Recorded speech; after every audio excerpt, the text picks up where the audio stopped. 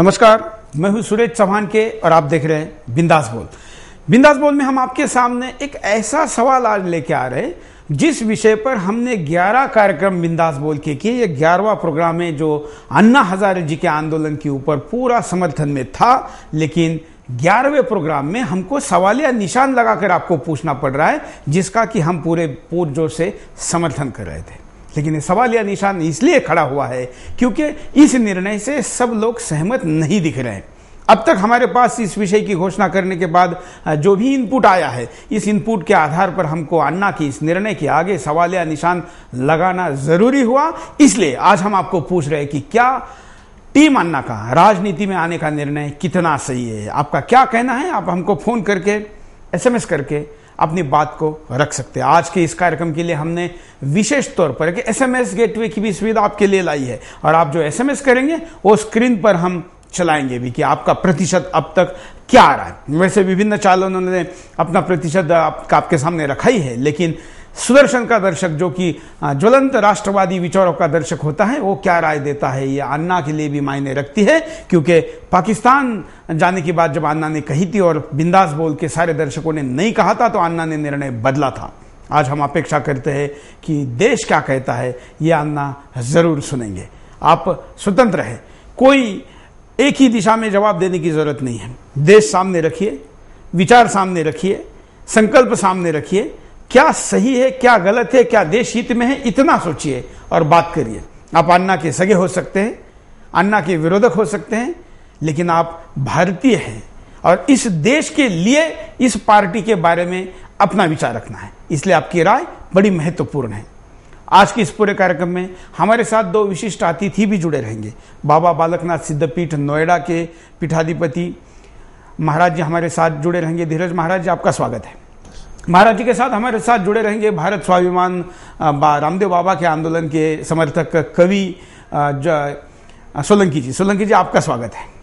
गजेंद्र सोलंकी जी भी जुड़े रहेंगे और साथ में आप हमारे साथ जुड़े रहेंगे ऑस्ट्रेलिया से लेके यूके तक सैटेलाइट के द्वारा भारत के सारे प्रमुख DTH पर और दुनिया भर में कहीं पर भी www.sudarshan.tv.com पर। आपकी और अतिथियों की प्रतिक्रिया लेने के पहले नजर डालते हैं मुद्दे पर।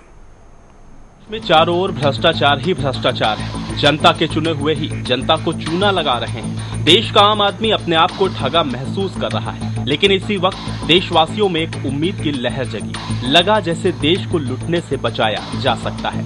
आखिर टीम अन्ना जो एक उम्मीद बनकर आई थी आम आदमी के लिए, ऐसा लग रहा था मानो दोराहे पे खड़े देश को एक दिशा मिलेगी। देश को लूटने से बचाया जा सकेगा, भ्रष्टाचारियों को जेल में डाला जाएगा, देश की जनता सुकून महसूस करेगी, जनता को उसका हक मिलेगा। जी हाँ, यही उम्मीद थी टीम अन्ना के आंदोलन से जनता को। मगर अन्ना के चारों तरफ के कुछ लालची आंदोलनकारियों ने जनता को कहीं का नहीं छोड़ा। ये तो सबको पता था कि टीम अन्ना के सदस्य अपनी राजनीतिक रोटियां सेक रहे हैं, मगर ये किसी को नहीं पता था कि आंदोलन को ऐसे मझधार में छोड़कर चले जाएंगे। जनता को लग रहा था कि टीम अन्ना जन लोकपाल की लड़ाई अंत तक लड़ेगी, मगर ये किसी को नहीं पता था कि जन लोकपाल की लड़ाई टीम अन्ना अपने राजनीतिक मकसद के लिए लड़ रही है। देश का क्या बूढ़ा क्या जवान सब अन्नामय हो गए थे। देश का हर समुदाय भ्रष्टाचार की लड़ाई में शामिल हुआ, इस उम्मीद के साथ कि एक दिन देश भ्रष्टाचार से मुक्त होगा। अन्ना की एक आवाज पर देश का युवा जहां था वहीं रुक गया। हर देशवासी जहां था वो भ्रष्टाचार की इस लड़ाई का समर्थन कर रहा था। भ्रष्टाचारियों को अहिंसा का सबक सिखाया जा रहा था। भ्रष्टाचारी इस आंदोलन से घबराने लगे थे। ये लड़ाई पूरे देश बनाम चंद भ्रष्टाचारियों की थी। भ्रष्टाचारियों के पांव उखड़ने लगे थे। जनता अपने हक के लिए खड़ी हो गई थी, लेकिन टीम अन्ना की राजनीतिक महत्वाकांक्षा ने जनता की सारी उम्मीदों पर पानी फेर दिया। टीम अन्ना अब राजनीतिक पार्टी बनाने की सोच रही है। नेता बनकर टीम अन्ना देश का भ्रष्टाचार खत्म करना चाहती है। टीम अन्ना का विचार है कि संसद में पहुंचकर ही भ्रष्टाचारियों को खत्म किया जा सकता है। लेकिन क्या इस आंदोलन से भ्रष्टाचार खत्म नहीं होता? क्या देश की सरकार इस आंदोलन से नहीं झुकती? क्या जनता टीम अन्ना का आंदोलन के रूप में समर्थन नहीं करती? लेकिन सवाल उठता है कि क्या भ्रष्टाचारी टीम अन्ना को संसद तक पहुंचने देंगे?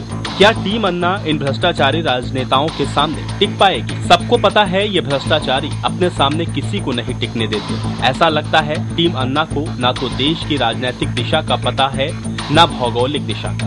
राजनीति के लिए क्या है टीम अन्ना के पास? थोड़े से इंटरनेट यूजर और देश का थोड़ा सा पढ़ा लिखा तबका। क्या देश की इस 1-1.5% जनसंख्या से चुनाव जीता जा सकता है? क्या देश का ये छोटा सा समूह टीम अन्ना को संसद तक पहुंचा देगा? वैसे तो अन्ना हजारे कई बार कह चुके हैं कि अगर वो चुनाव लड़े तो उनकी जमानत भी जब्त हो जाएगी, मगर अन्ना के इर्द गिर्द वाले कुछ लोग लगता है अन्ना को अपने जाल में फंसाने में कामयाब हो गए। सरकार जो चाहती थी अब टीम अन्ना वही करती हुई दिखाई दे रही है। लगता है टीम अन्ना को ये बात समझ में नहीं आई और एक सफल आंदोलन को चढ़ा दिया राजनीति की भेंट। तो ऐसे में सवाल उठता है कि क्या टीम अन्ना राजनीति में आकर देश को सुशासन की राह दिखा पाएगी? लगता तो नहीं है कि राजनीति में आकर किसी ने देश का भला किया। तो क्या ऐसे में टीम अन्ना को राजनीति में आना चाहिए? यही है आज के बिंदास बोल का मुद्दा। आप भी दीजिए अपनी बेखौफ राय। तो ये मुद्दा है और इस मुद्दे पर आपको राय रखनी है। वैसे टीम अन्ना ने कहा है कि इस अनशन के तरीके से हम सरकार को झुका नहीं सकते। हम तो इसी विचार के हैं और पहले दिन से कह रहे थे कि ये गांधी बाबा के रास्ते से परिवर्तन नहीं होते हैं। लेकिन जो भी राह आपने ली है, आप उस प्रयोग पर चलिए, हम आपके साथ हैं, क्योंकि आपके इरादे में हमको कोई खोट नहीं दिखती, इसलिए हम आपको समर्थन देते हैं। ये बात बिंदास बोल के द्वारा हम हमेशा कहते थे, लेकिन अब बात बदल गई है। अब सरकार का विजय लग रहा है, इसलिए क्योंकि सरकार या कोई भी राजनीतिक दल जिस मैदान में नहीं जाना चाह रहा था, जहां के अन्ना हजारे माहिर खिलाड़ी थे, इस देश में इतने दिन तक इतने समर्थकों के साथ अनशन करने की हिम्मत किसी और में नहीं है, वो हिम्मत अन्ना में है। और उस मैदान से डरने वाली सरकार ने उसी मैदान से अन्ना को उठा के उस मैदान में खेलने के लिए अब मजबूर किया है, जहां की सरकार या राजनीतिक दल माहिर खिलाड़ी है। तो आइए हम आज इस पूरे 1 घंटे की बहस में, चर्चा में, चिंतन में, मंथन में किसी अमृत की दिशा की निकलने की प्रतीक्षा करेंगे, बात करेंगे। देखते हैं देश के कॉलर क्या बात कहते हैं। आप एसएमएस के द्वारा स्क्रीन पर चल रहे नंबरों पर एस या नो में इस निर्णय का समर्थन कर सकते हैं, अपनी प्रतिक्रिया भेज सकते हैं, वो भी हम स्क्रीन पर चलाएंगे और हमारे साथ अतिथि जुड़ेंगे, आप भी फोन पर जुड़ेंगे।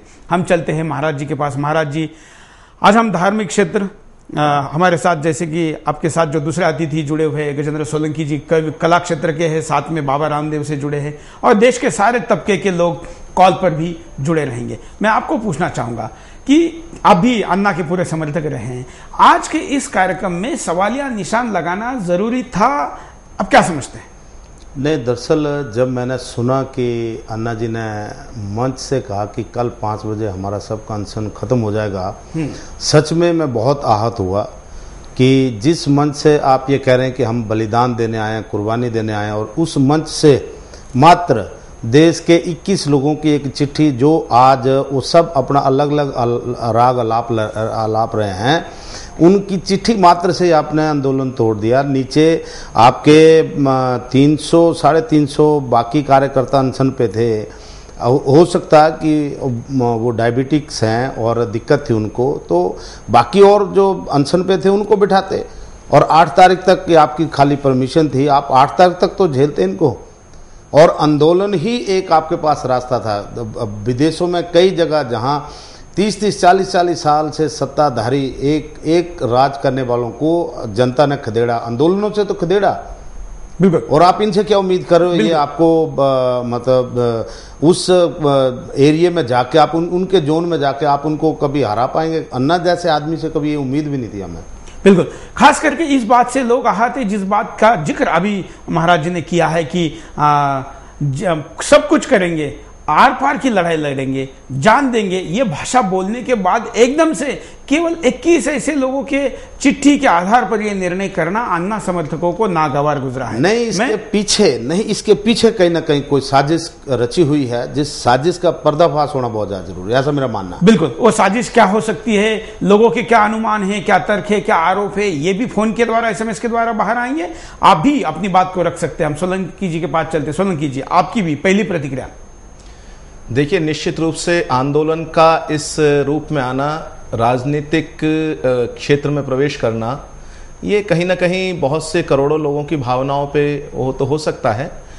जहाँ तक स्वामी रामदेव जी का प्रश्न है, मैं उनके प्रतिनिधि के रूप में यहाँ पर हूँ, समर्थक के रूप में हूँ। तो उन्होंने हमेशा आंदोलन को एक समर्थन देते हुए अन्ना जी के साथ में हमेशा जब भी आवश्यकता उनकी हुई, उनके मंच पर जाकर, जैसा आपको ध्यान होगा कि पिछले शुक्रवार की ही बात है कि स्वामी जी गए थे और उससे पहले जंतर मंतर पर भीड़ की क्या स्थिति थी, लोगों की क्या स्थिति थी, तो उनके आने के बाद में वहाँ पर एक माहौल बदला पूरे, और वहाँ पर लोगों का आना जाना, बहुत संख्या बढ़ी। तो इस तरीके स्वामी जी का समर्थन तो आंदोलन को हमेशा रहा है, क्योंकि उनकी भावना इस प्रकार की रही है कि व्यवस्थाओं में परिवर्तन आना चाहिए, किसी भी दृष्टि से आए। और कभी कभी ऐसा लगता है कि कुछ ऐसी आकांक्षाएं अच्छी बात होती है, इच्छाएं अच्छी बात होती है, महत्वाकांक्षाएं भी अच्छी होती हैं, लेकिन अति महत्वाकांक्षा हो जाना ये कहीं न कहीं लगता है। देश की जो आईबी है, जो देश की आईबी है, वो हम ये सोच के चल रहे हैं कि अन्ना की टीम में अन्ना के समर्थक हैं, अन्ना की टीम में इंडिया की आईबी शामिल है, जो अन्ना का कुछ भी करने से पहले वो वहाँ गवर्नमेंट में सब दे जाती है। यही कारण है कि 10 दिन तक गवर्नमेंट की तरफ से कोई रिप्रेजेंटेशन नहीं आया, कोई नहीं आया, क्योंकि वो समझ रहे थे कि वो उनको चाल चलाते थे, वे सब समझते थे। आज आईबी की जरूरत थी, जहाँ दंगे हुए बिल्कुल वहां चाहिए थे, वहां कोई नहीं गया। हमारे साथ एक कॉलर जुड़े हुए, हम सुनते हैं वो क्या बात करना चाहते हैं। नमस्कार। हाँ, वंदे मातरम श्रीमान जी। बोलिए। मैं बीकानेर से विजय शर्मा बोल रहा हूँ। बोलिए विजय।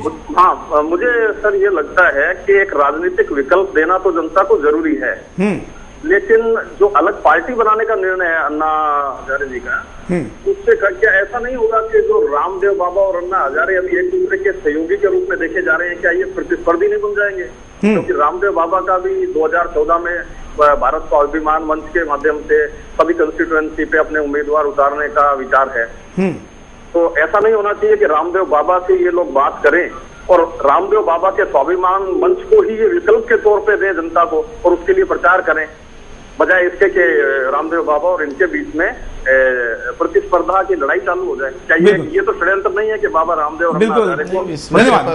गजेंद्र जी, क्या अब अन्ना बाबा चुनाव सामने सामने? देखिएगा, इस विषय पर जैसा मैंने अभी कहा कि आंदोलन को तो समर्थन स्वामी जी का रहा ही है। अब राजनीतिक रण क्षेत्र में उतरने का ये जो फैसला रहा है अन्ना टीम का, और अब तो अन्ना जी भी उस चीज को कह रहे हैं, भले ही वो कह रहे हैं कि मैं, लेकिन इसमें स्वामी जी के साथ में भी कोई इस प्रकार की बातचीत हुई नहीं है। बिल्कुल, आगे की रणनीति को लेकिन इसमें नहीं आती ना। हाँ, वही तो ना, अभी तक बातचीत नहीं हुई अन्ना जी से। बिल्कुल, लेकिन चाहते थे वो करा।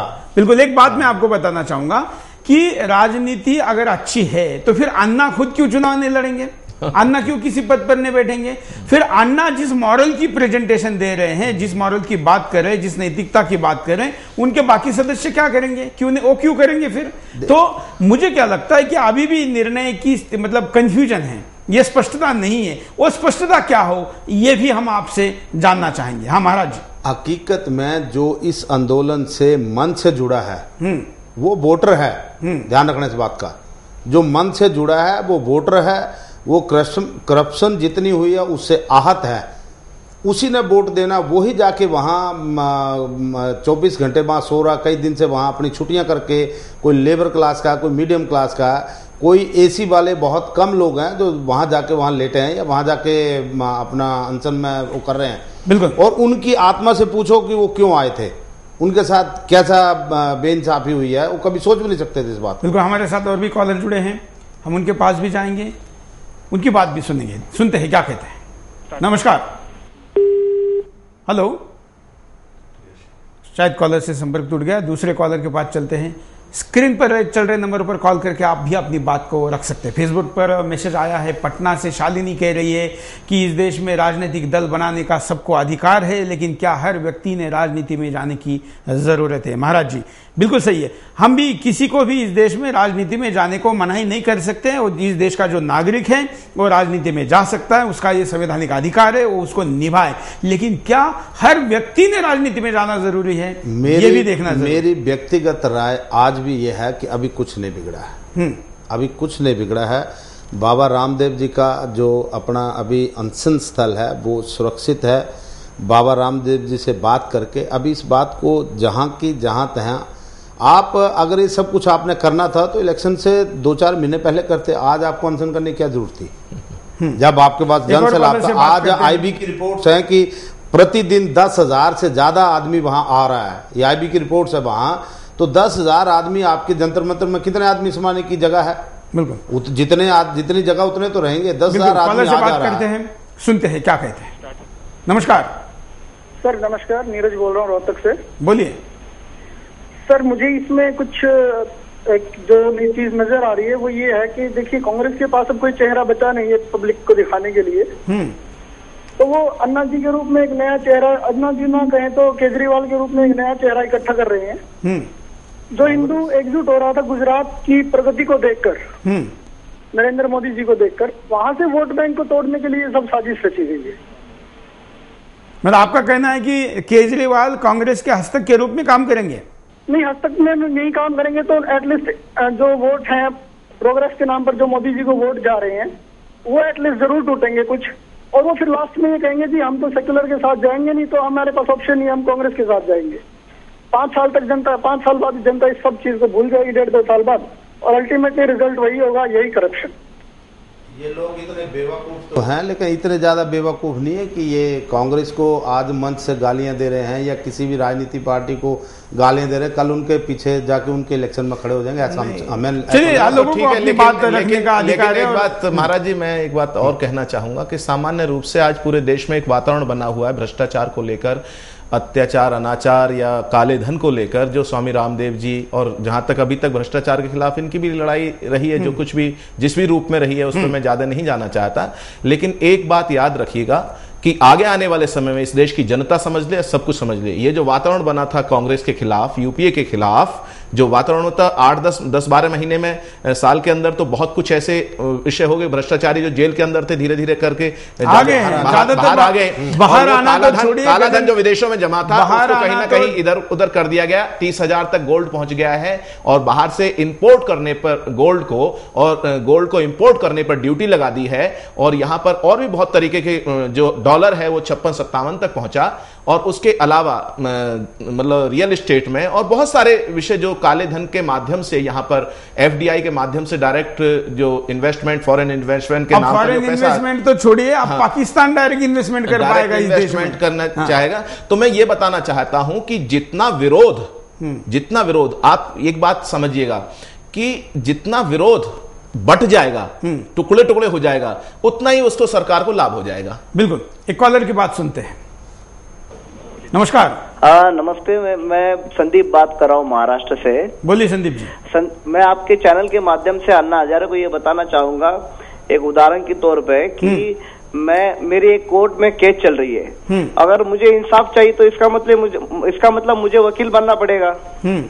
अगर अन्ना हजारे आंदोलनकारी है तो वो अभी सरकार बनाएंगे, ये गलत बात है। 65 साल के बाद देश को कोई अच्छा क्रांतिकारी नेता मिला था, वो भी अभी भ्रष्ट हो जाएगा। जितनी देर अन्ना का कोई आदमी संसद तक पहुंचेगा, इतनी देर अन्ना के टीम के कई आदमी रिटायर हो लिए होंगे। तो ना ये अनशन रहेगा, ना अन्ना जी का कुछ रहेगा, ना इस पार्टी का नाम रहेगा। मैं बिल्कुल महाराज जी, मैं यहाँ पर एक बात तो बताना चाहूंगा कि बहुत सारे एसएमएस में अगर प्रतिशत में कहूं तो बहुत बड़े प्रतिशत में लोग ये कह रहे हैं कि ये इस निर्णय से अन्ना सहमत नहीं दिख रहे हैं, क्योंकि अन्ना को जानने वाला जो कोर तबका है उनको लगता है कि इस बात ये ऐसी स्थितियां अन्ना के पास इसके पहले कई बार आ चुकी है। महाराष्ट्र में शरद पवार की सरकार जाने में और वहां पर शिवसेना भाजपा की सरकार आने में बहुत बड़ा रोल गोरा खैरना और अन्ना हजारे का रहा है, लेकिन वो सत्ता में पार्टिसिपेट नहीं हुए, बल्कि जो सत्ता स्थापित हुई उसके खिलाफ दोबारा हो गए। बाल ठाकरे के साथ उनकी दुश्मनी इसी कारण से बनी है, लेकिन उन्हीं अन्ना ने अब इस बात को कैसे स्वीकारा, ये इस कारण हम भी यही कह रहे हैं कहीं साजिश है जिसका पर्दाफाश होना बहुत ज्यादा जरूरी है। चलिए इस साजिश के बारे में सुनते हैं, कॉलर क्या कहते हैं। नमस्कार। मैं ये कहना चाह रहा हूँ कि राजनीतिक पार्टी बनाना कोई गलत नहीं है, हाँ, लेकिन ये जन आंदोलन था अन्ना जी का भ्रष्टाचार के खिलाफ, तो इसको और ज्यादा विस्तार देने की अभी आवश्यकता थी। ये जो अभी पार्टी बनाने की घोषणा हुई, ये थोड़ा हमको लग रहा है जल्दबाजी में किया गया। अभी दबाव की राजनीति और बनाना चाहिए था कुछ दिन। तो इससे देश को ज्यादा फायदा होता। धन्यवाद। इस जल्दबाजी के बारे में भी आपकी क्या राय है, आप बता सकते हैं। आपकी सारे प्रकार की राय को हम लोकतंत्र के नाते इस चैनल के द्वारा, बिंदास बोल के द्वारा आप सबके सामने रखेंगे। हम यहाँ पर रुकेंगे छोटी सी ब्रेक के लिए। ब्रेक के बाद दोबारा आएंगे। बिंदास बोल जारी।